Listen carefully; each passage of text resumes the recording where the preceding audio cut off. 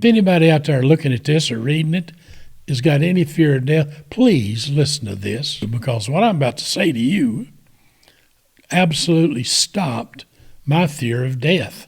And that happened to me as a boy. Hear what I said. It stopped my fear of death. It's as vivid to me right now as it was then. Now that makes a difference, because I can't tell you all the surroundings, but the event is just as vivid right now as it was then.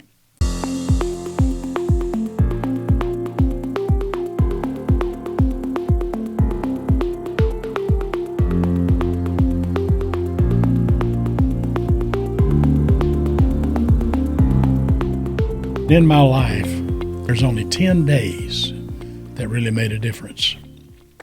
And we're going to talk about them 10 days, and today we're going to talk about the first of those 10 days. Now, when this day happened, I was just a boy. I'm guessing 10 or 11, 12 years old, somewhere in there. And but we're going to talk about that because that day made such an influence on my entire life. And here I am at 79 years old, going to try to think back to that day. Just a family of 5, 3 boys, mom, dad, poor, didn't have much money, had a lot of love. And this day, a couple of things happened in that morning that really shocked me, because when we got up, Dad said, "I'm going to take you boys fishing." I'd never been fishing with my dad. That was yeah, let's go do this. And I don't know how Frank and Steve felt about that, but it was exciting that Dad was taking us fishing. So he loaded us in a car with all the gear, and we go out to Blue Ridge Lake up on Green Creek. Anybody lives and we fished, and sometime in the middle of that morning, we was catching brim and that kind of stuff. But I hooked a 3 or 4 pound bass. Oh my goodness, it was so exciting. And I fought that fish for a few minutes, but it got tangled around one of the limbs in a bush and got off. Very disappointing. But anyway, that's what I remember about the morning. But then we go back home, and my aunt was going to babysit us that day. Mom and Dad worked, but when I got home and I walked through the door, I just had a busting headache. I mean, it's terrible, and I'd never had a headache. And so I tell my Aunt Wanda I'm going to lay down. And I went and laid down in my bed in the bedroom. And that is the last thing I remember, was laying down. Now, the story comes behind that she came in to check on me and couldn't rouse me. She asked me if she could get something for me. Now, this is what she told me later. And I said, "Yes, I would like for you to bring me some grass and milk." And that kind of blew her away, because it was one of them, "What'd you say?" Yeah, grass and milk. So she backed out of there and called my mom, who was at work, and said, "You better come see about George." So she did. And she come in the house and couldn't rouse me, couldn't get me awake, couldn't do anything, and nope, wasn't conscious of anything. So they got me in a car, and I can't answer how they did that, but whether it was carrying me or whatever, because I was a pretty good-sized boy then. And they took me uptown to a local doctor there, Dr. Burns. And Mom says that he told her, says, "Jeanette, I hadn't got a clue. I don't know what to do with this. I've done everything in the world I know to do to get him just to wake up. He wouldn't do it. And so he said, I'm calling Georgia Baptist Hospital, and I want y'all to take him there and let them do some work on him, see if they can figure out what it is. So Mom and Dad and my uncle and aunt loaded me in my uncle's station wagon, laid me in the back, and they got in the car. And we was about to take the 2.5-hour drive to Atlanta. So here goes that trip. And when we get into Atlanta, I go into the hospital, and I wake up going down the corridor of that hospital, laying on a gurney, and I see the lights that's in the ceiling flashing as I go by. And on my right, when I was conscious, Mom was walking over here and holding this hand. And my Aunt Chris was over here walking, holding this hand. And they were both praying.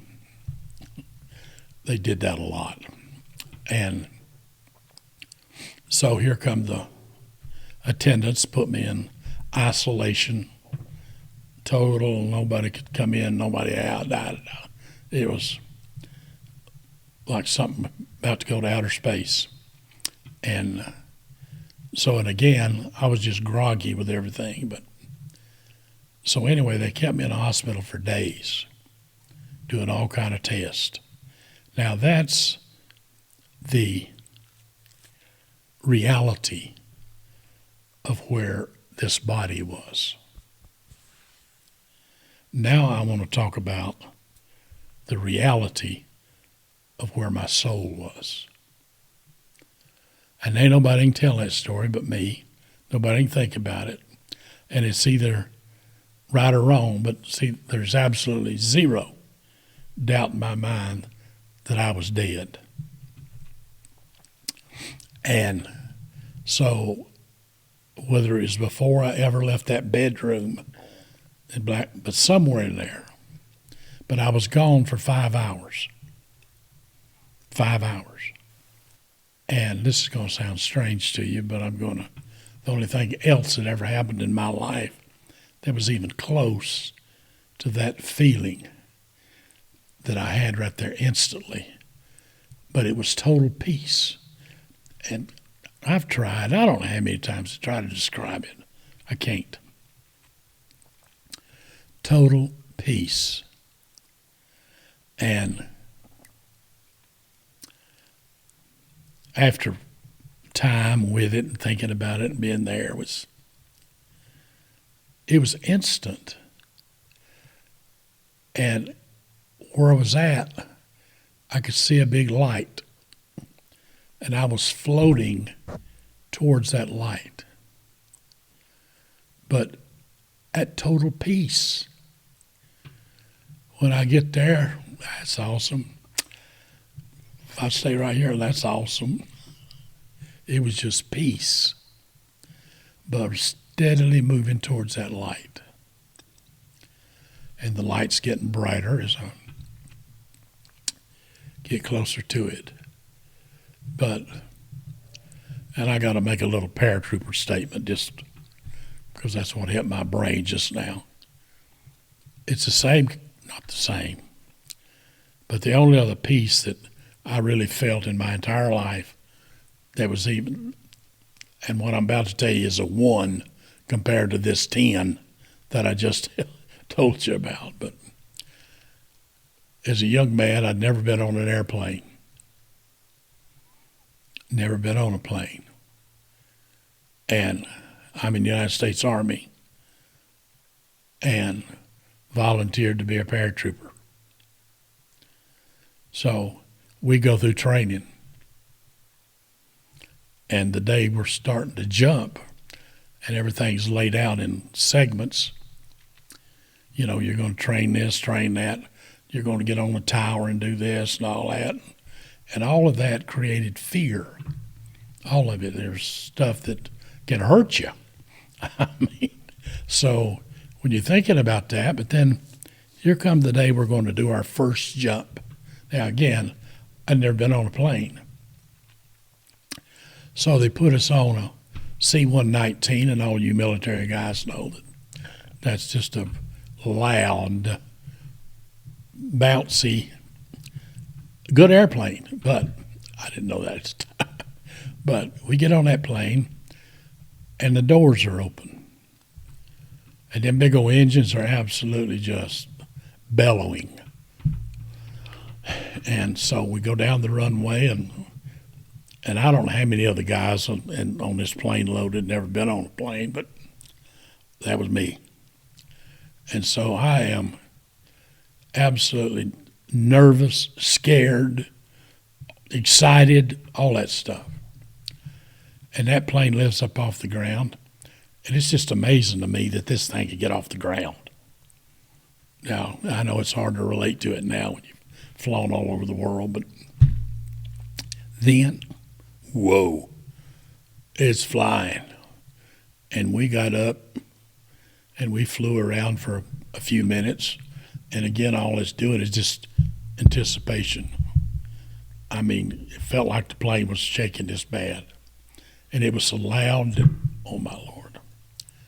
But anyway, we stand up, hook up, check equipment, shuffle to the door. All you paratroopers know what I'm talking about. And then it's time to go.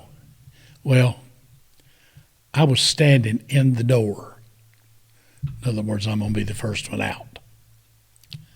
And I'm looking down at the terrain, the trees, and I recognized the Chattahoochee River as we went over it. And I knew what it was. I didn't recognize it. I just knew it was the Chattahoochee River.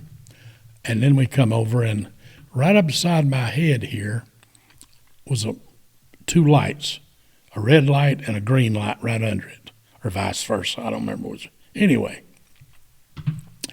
and that jump master's giving commands, stand up, hook up, da-da-da-da-da, and we shuffle to the door. And I'm sitting there thinking about, oh, how stupid, how dumb can somebody be to volunteer to jump out of a perfectly good airplane? And on and on and on. I mean, that's how your brain just fries with that. And guys, that green light came on. And when it comes on, there is no maybes. You're going out the door. And if you don't go, they're going to push you out the door, and you know that. And you got your hands outside the airplane, and the idea is to push yourself as far out there as you can. And then you're going to get the backblast off of that engine. It's going to push you away, and your parachute's going to open. That's the idea. So, boom. And I am so, and oh, the part of this, it got comical to me afterwards. When you get out there, count to 3, look up and see if your parachute's open. If it's not open, then you got to pull your reserve. Key word here, count to 3. So I go out that door, and count to 3 never entered my mind. I'm out there, and the thing with this statement I'm trying to make with you, all this fear, all this whatever's going on, and it's a massive amount of stuff. That fast. Dead silence. And I said to myself when that silence hit, oh God, I'm supposed to be counting. Well, the chute was already open, and that's what gave me this peace. It's already done. And I looked up and saw that.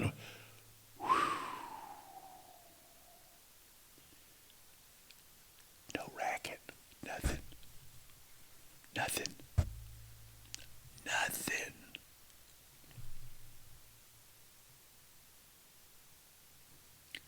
And then, oh crap, I'm going to have to land. So you go through that piece with that, and then you know, because you're looking down and seeing the ground coming up. So here's the next part of this.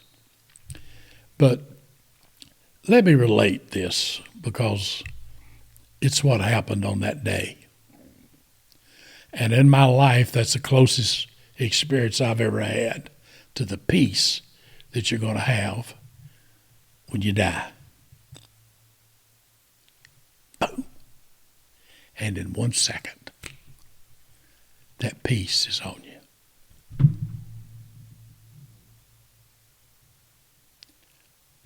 And the thing that I got the most out of it, and I was just a young boy, I couldn't ask, where am I? I couldn't ask nothing because I already knew the answer to whatever I was going to ask. And you see, fear is just the absence of knowledge. Because what all these guys said back here about what it's going to be like to jump out of an airplane, well, yeah, that's exactly the way it was. And you see, what about them paratroopers that was telling me that? It was a testimony. It wasn't somebody maybe what if in. They was telling what? Their experience of jumping out of an airplane. And it was awesome. And now that fear was a one-time deal. You always had an anxiety and a fear of something not working, but you knew what was going to happen right after you got out that door. So everything changed. So you enjoyed that second job a lot more than third, fourth, fifth, right on down the line. And the excitement never goes away, ever.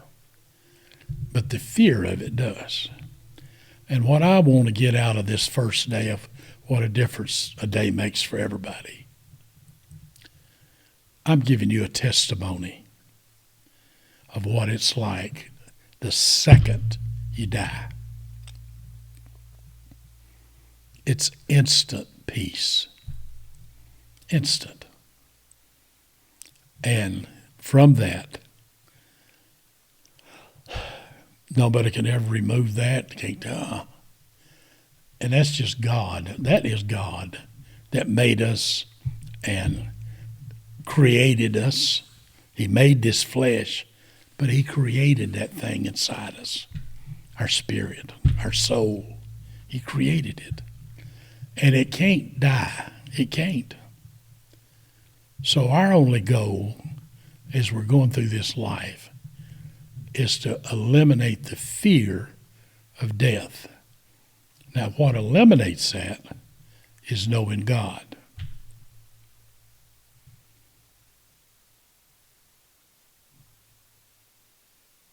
Hear that silence. Because he's there. And this little setting that we're doing right now is not going exactly where I thought it would when I sat down here to do this. But the God in me, I'm about to cry, is trying to say to the God in you, fear not. I'm with you. I'm here. And when that time comes, I don't care if it's a bullet or a cancer, instant or long suffering, he's with you. And when that time comes to cross that river of death, I promise you, it's nothing but pure peace. Now, I know there's a heaven. I saw it. I got all the way there. Didn't get to go inside because these two women were holding my hand praying. I could spank them right now. I've laughed at them all of my life till they passed. But because I think they prayed me back. But it's just awesome. Heaven is awesome. And I can't tell you about hell. Hadn't been there. But I've heard some testimonies of people just like I'm talking to you about heaven, that talked about hell. Now, I can't anything except hear that as a testimony. But don't go to hell.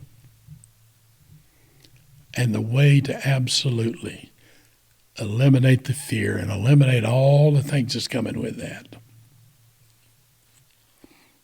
is this simple thing. Be born again. Be born again. And it's the ticket to heaven. No matter what, no matter where, no matter whatever, you're there. So that one day in my life, 70 years ago, is what lets me know today that if today's my day to go, it's going to be a peaceful, absolute, awesome trip. And then where we go in heaven, that's another recording that I don't know about yet. But I'm looking forward to it. And it's important that you look forward to it. And I say this, I try to do a little motivational speaking every now and then, but you're going to know that you're where you need to be with being born again and being with God when you can say this statement and mean it. The worst thing that could happen to me today is that I die. And in the next breath, and mean it, the best thing that could happen to me today is that I die. And I can verify that. That's the best thing that'll happen to any of us. Because there's no describing that peace till you get there. Chapter 1. What a difference a day makes.